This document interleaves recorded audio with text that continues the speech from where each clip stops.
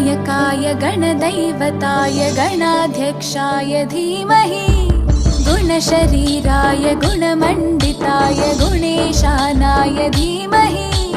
गुणातीताय गुणाधीशाय गुणप्रविष्टाय धीमहि